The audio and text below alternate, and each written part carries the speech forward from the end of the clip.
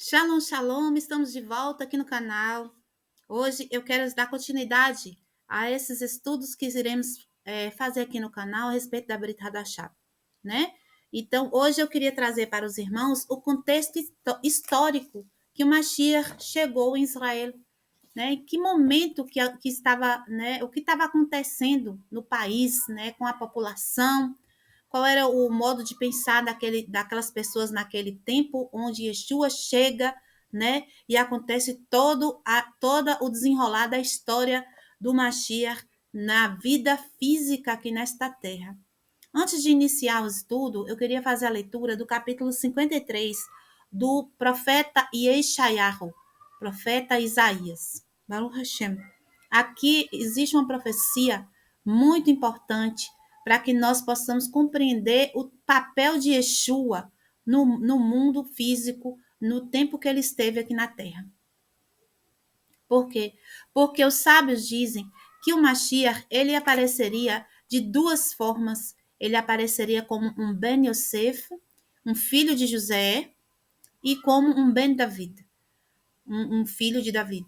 O filho de José seria aquele servo sofredor, assim como Yosef, né? Ele passou por muito sofrimento lá no Egito, né? Ele foi feito como um escravo, ele foi traído, né, por seus irmãos, ele foi maltratado, ficou preso por muito tempo, mas depois ele se tornou governante da terra. A mesma coisa também o Mashiach, filho de Yosef, também passaria por sofrimentos, por traições, né? Seria ocultado de seus irmãos, mas depois, no final, seria então o líder deles. E o Mashiach, com a faceta de David, é o Mashiach, né? Que também, que a vida de David, eu já contei aqui no canal, também foi uma vida de sofrimento no início, né? Foi rejeitado por seus irmãos, da mesma forma por sua família, pelas pessoas, né, de sua cidade, mas depois foi ungido rei. E depois de ungido rei, ele guerreou pelo seu povo, né? E David, ele unificou as tribos. David foi o rei que trouxe, né, a chefia novamente, como Moshe tinha, como Yehoshua tinha a chefia geral sobre o povo, né? E ele delimitou, né, cidades fortificadas. Ele que instalou, né, vamos colocar assim, a capital Jerusalém, né? Ele que fez as guerras, que dominou os países vizinhos. Davi, ele organizou, né, um império israelita, o império de Israel, né? No tempo de Davi ele pegava tributo das nações. Então, assim também será Mashiach. Ele também vai tomar tributo das nações. Ele será o rei não só de Israel, ele será rei do mundo todo. Baruch Hashem. Então, existem essas duas facetas do Mashiach. Então, ele poderia estar se mostrando em duas facetas, de duas formas. Até hoje, né, os nossos irmãos tradicionais, eles mencionam isso. E eles falam que Mashiach ben Yosef ainda virá. Só que nós sabemos que Mashiach ben Yosef já veio, né, já fez sua trajetória aqui. Né? Os nossos sábios falam que se o povo não tivesse mérito, Mashiach chegaria sobre um jumento. Né? Mas se o povo tivesse mérito, o povo, Mashiach chegaria sobre nuvens de glória. Então, o que acontece?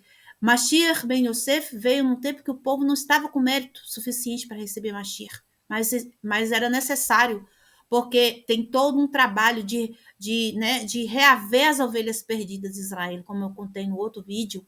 Então, Mashiach, mesmo que o povo não tinha mérito na época dele, né, que ele esteve aqui, ele veio. E para demonstrar que ele era Ben Yosef, para demonstrar que o povo não tinha o mérito de receber Mashiach, ele, quando fez a sua entrada triunfal, né, que está escrito lá na Bitrarachá em Jerusalém, ele montou no filho de um jumento, né, numa jumenta e trouxe, então trouxe o jumentinho para que ele fizesse essa entrada nesse animal, para dar, né, prova de que ele era Mashiach para os sábios da época.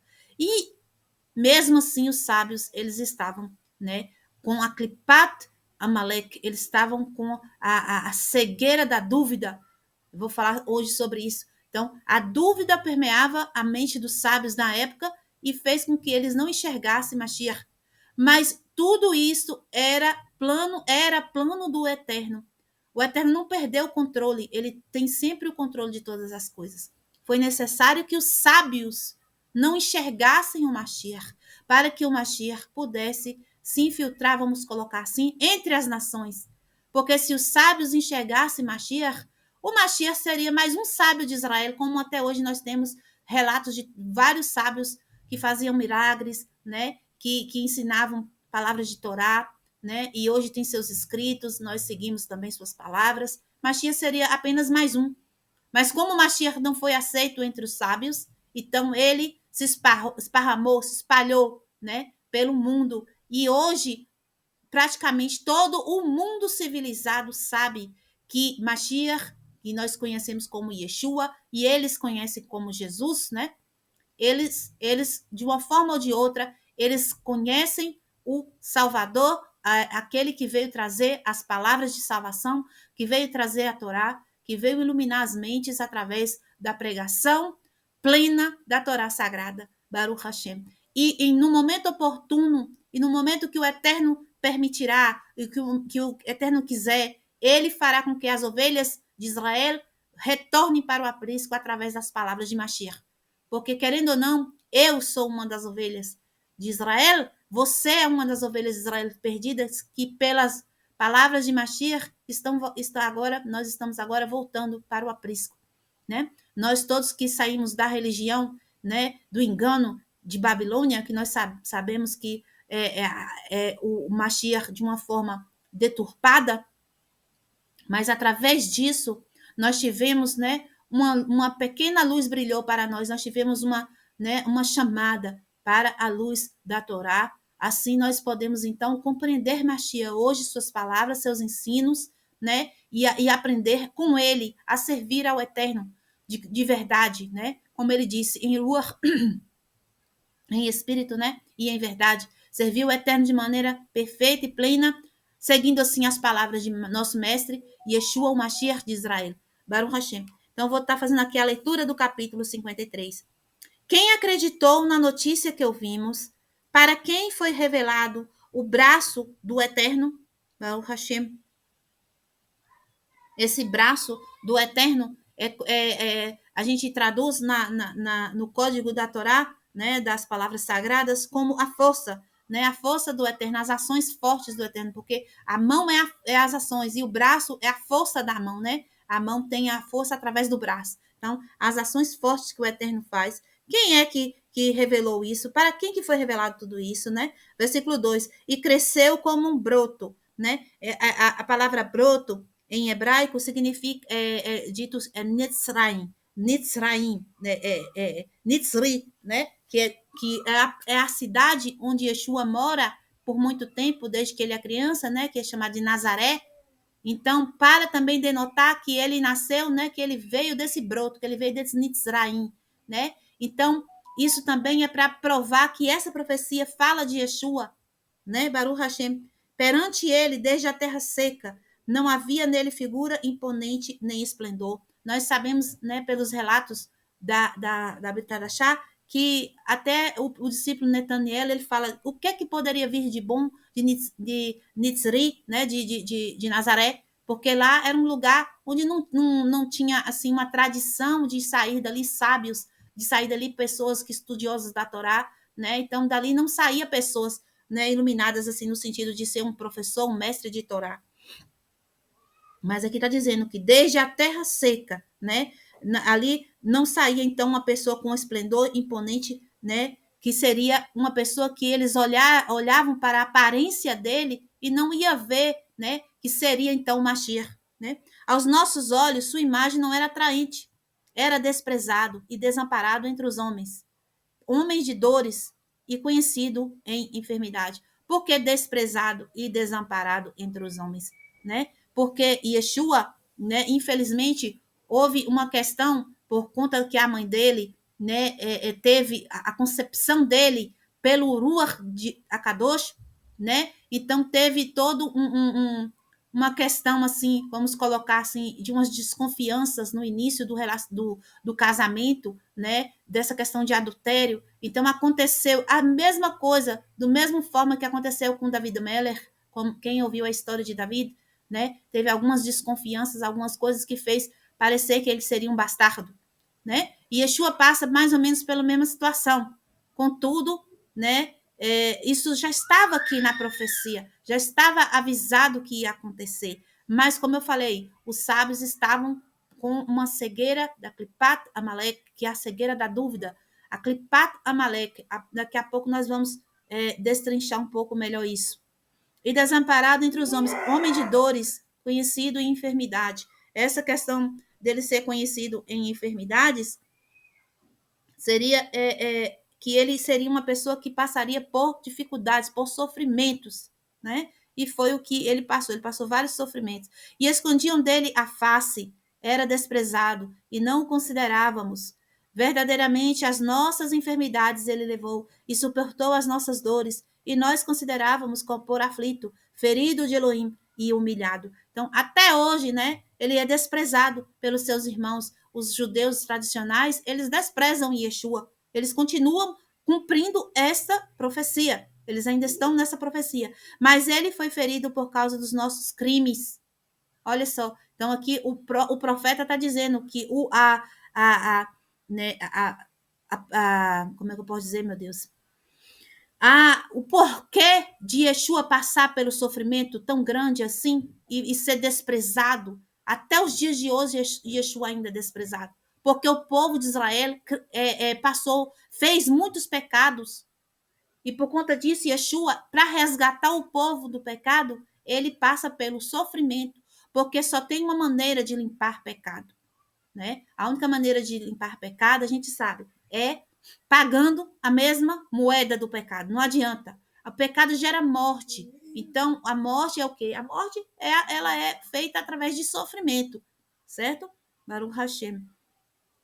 Então, continuando aqui, ele foi ferido por causa dos nossos crimes, esmagado por causa das nossas ofensas. O castigo que garantirá a nossa shalom estava nele, e na ferida dele fomos sarados. Então, quando Yeshua voltar, que ele retomar o seu posto, né, abertamente, todo o povo de Israel vai ser perdoado. Por quê? Porque Yeshua, todo esse processo de 2000 anos que ele está passando, de vergonha, de vitupério, de traição, de ser desprezado, tudo isso, essas ofensas que fazem com ele, tudo isso que ele está passando, isso vai servir como capará, como expiação dos pecados do povo para o Hashem. Todos nós andávamos desgarrados como ovelhas, cada um se desviava para o seu caminho, mas o Eterno fez cair sobre ele a transgressão de todos nós. Ele foi oprimido, afligido, mas não abriu a sua boca. Né? A gente sabe que quando aconteceu o momento clímax de seu sofrimento, ele ficou calado. E foi oprimido e afligido. E como um cordeiro que é levado para o matadouro, como ovelha que é muda perante os seus tosqueadores, assim ele não abriu a boca. Pela opressão e pelo juízo foi levado. E quem no meio de sua geração considerou que para eles fora cortado da terra dos viventes. Ferido, olha para você ver. Aquelas pessoas que considerou ele como Mashiach, foi como se tivesse sido cortado da terra dos viventes, ou seja, foram também desprezados também junto com Mashiach. Foi o que aconteceu com os Talmidim, né? Os discípulos de Mashiach, todos foram mortos, todos foram cortados da terra dos viventes para o Hashem. Ferido por causa da transgressão do meu povo, e deram-lhe a sepultura com os infiéis, que o seu túmulo foi feito pelos poderosos. Para você ver que até hoje ele está como se ele tivesse morrido no meio de quê? De Roma, né? Ele é tido como um deus de Roma. Está no meio dos infiéis, né? Então, aqui continua. Embora nunca tivesse cometido injustiça, nem houvesse engano na sua boca. Contudo, Elohim desejou esmagá-lo, né? Esmagá-lo para poder o quê? Para fazer dele, né, a expiação de nossos pecados, meu Pai. É isso que acontece. Vocês, às vezes, podem pensar assim, por quê, né? Por que de tudo isso? Porque se alguém não pagar, não seremos, então, o quê? Livres no final da culpa. Fazendo enfermar. E se ele oferecer sua vida como restituição, verá a sua descendência, prolongará os seus dias, e a vontade de Elohim prosperará nas suas mãos. Ele verá o fruto do seu trabalho da sua vida. Ficará satisfeito com o seu reconhecimento. O meu servo Sadik justificará muitos, e as transgressões deles levará. Pelo que lhe darei o seu quinhão com os grandes, e com os poderosos repartirá. ele o despojo, uma vez que derramou a sua vida até a morte e foi contado com os transgressores, mas ele levou sobre si o erro de muitos e pelos que cometem crime intercedeu. Baruch Hashem. Está muito claro, inclusive, né, os nossos irmãos judeus tradicionais, eles utilizam esse texto para dizer que o próprio povo de Israel que é esse servo sofredor aqui dessa passagem. Mas não tem como o povo espiar o pecado do próprio povo, ou seja, existiria então uma pessoa, né, uma pessoa que seria assim específica para fazer isso, que é o Mashiach de Israel. Então, quando o Mashiach chega, né, existe vários grupos, o povo, como eu falei, estavam os sábios de Israel, muitos dos sábios, né, estavam sob esse domínio da Klipat Amalek, que é a Klipat da dúvida, né? Que é a mistura de duas clipotas. É a clipar do boi, do boi, do touro, do choro, e a clipar do jumento, que é o ramor. O que faz a clipar do choro? A clipar do choro, ela faz com que a pessoa tenha pressa de fazer coisa ruim, o que não é bom, o que é mal. E a clipar do ramor, a pessoa tem preguiça de fazer o que é certo. Quando se junta essas duas, torna-se a clipat Amalek, que é a pior de todas as clipot, ou seja, é aquela clipá que é a inimiga de Israel. Por quê? Porque ela implanta na pessoa várias dúvidas. Eu não sei se isso está será. Não, vamos deixar isso quieto. Então, só a pessoa fica em imensas dúvidas criando na mente acerca da Torá que alguém está carregando, né? E aquilo vai causando uma aversão àquela pessoa, ao ensino daquela pessoa, e não quer, né, tomar parte de procurar investigar, não, apenas julgar e afastar. E foi isso que aconteceu para que os sábios não aderissem à pregação de Mashiach e não o tomasse como o Mashiach de Israel naquela época, para que o Mashiach fizesse o trabalho de infiltrar-se entre as nações. Baruch Hashem. Então, o que acontecia naquela época, né? O que estava acontecendo? O povo estava sob o domínio, né, de Roma. Roma estava ali representado naquela época pelo Tibérius. O Tibérius era o César da época do nascimento de Yeshua, que foi, né, no ano, né, que Yeshua nasceu, Tibérius reinava em Roma. E um representante de Tibérius lá na Judéia, né, lá onde Yeshua morava, que era, né, na terra, né, que eu falei que Israel foi dividido em duas partes, a parte da Judéia, onde ainda existia o povo de Israel, porque os outros, a parte de cima, já tinha, as 10 tribos já tinham sido dispersas. Então, Yeshua era da Judéia, onde Pôncio Pilatos reinava ali como um representante de Roma. E Pôncio Pilatos, ele era uma pessoa, né? Vamos colocar assim, para não falar uma palavra feia, né? Que puxava, sabe? Queria mostrar demais o trabalho, vamos colocar assim. Uma pessoa que queria muito se mostrar como o correto diante do imperador. Porque, meus irmãos, vocês têm que entender que esses imperadores de Roma, imperadores antigos, eles não eram apenas pessoas comuns como um presidente da república hoje nós conhecemos. Não, eles se colocavam como divindades. As pessoas literalmente adoravam eles. Quando eles morriam, faziam estátuas deles, entendeu? Eles eram venerados pelos seus, né, liderados. Então, Pôncio Pilatos, ele fazia de tudo para poder, né, agradar, vamos colocar assim, o imperador, fazendo cidades com o nome dele, né, fazendo templos na terra de Israel, fazendo templos para ele, para o imperador, fazendo imagens, colocando, né, a águia de Roma no templo sagrado, fazendo coisas que para a Torá sagrada é sacrilégio. Então o povo estava revoltado, o povo estava, né, em tribulação, porque além deles estar sendo extorquidos financeiramente, sendo tomados suas terras, ainda tinha, né, sobre eles esse poder dominador, como se fosse pessoas que estavam forçando a fazer idolatrias terríveis, né? Então o povo de Israel estava sofrendo muito. Depois que os macabeus tomaram o poder, existiu outras guerras. Não parou as guerras contra Israel. E acabou que Roma acaba por vencer uma das guerras, né? E toma novamente o poder. Agora, ao invés de Grécia, Roma toma o poder.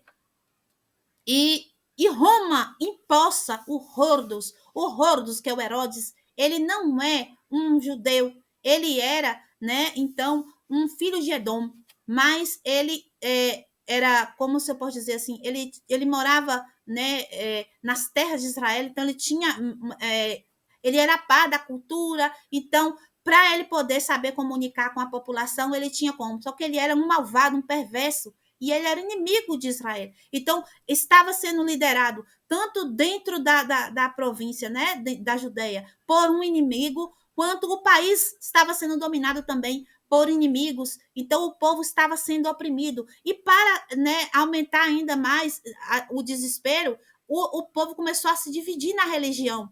A religião também começou a ter uma repartição, grupos começou a se dividir. Os sacerdotes, por exemplo, que eram da linhagem de Aharon, eles começaram a se misturar, ou seja, quem colocava os sacerdotes mais não era mais por ser filho de Aharon, mas sim por ter um conchavo com Hordos, com Herodes ou com Roma, né? Então teve uma família que começou a ser sacerdote, que foi o Hanan, que é o Anás, o pai o sogro do Caifás, né? Que era o Yosef Bar Caiafa.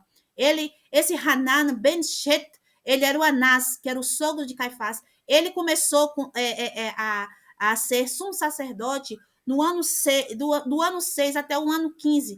E isso antes do nascimento, 6 anos antes do nascimento, né, de Yeshua, depois o filho dele, Elazar ben Hanan, ou seja, foi passando de pai para filho, nesse sentido de uma família que não era para estar ali.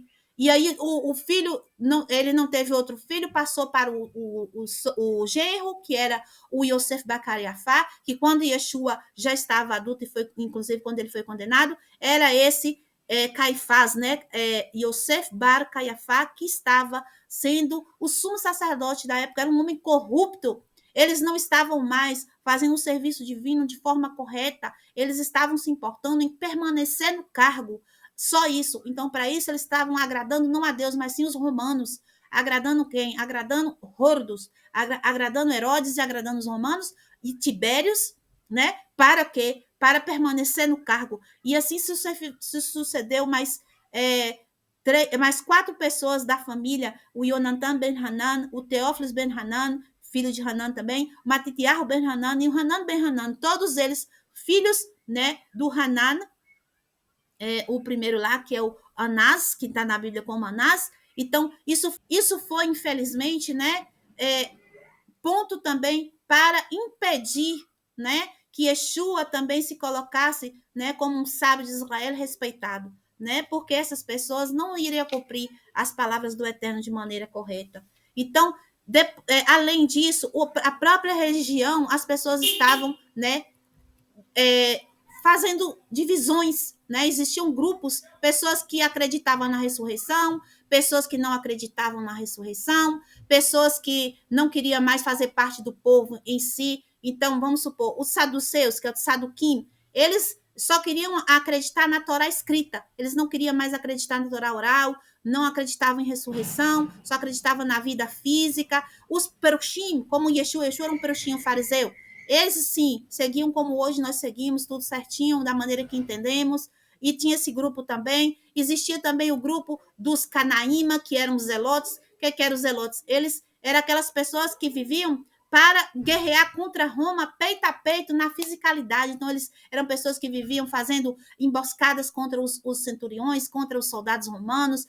Eles causavam muito conflito, porque depois os soldados vinham contra as populações por conta deles, mas mesmo assim eles continuavam com essa questão de, né, pegar em espadas, né? Então existiam esses grupos também. Existia o grupo dos essênios, que foram pessoas que largou praticamente a população das cidades e foi morar nos desertos, né, para poder, assim, achando eles que assim eles não iam se contaminar mais com a impureza do povo, e por conta deles também nós hoje temos escritos antigos feitos, porque eles escreveram e guardaram em cavernas, né? Baruch Hashem, tudo tem um propósito. Mas esta confusão estava no tempo que Yeshua chega. Então, Yeshua não chega com um pessoal calmo, né? Todo mundo com o peito aberto, com a mente aberta para receber Mashiach. Yeshua chega num momento de confusão plena, então ele vem com as palavras de salvação e de Torá, mas muitos não compreendem. Mas isso faz parte do plano do Eterno.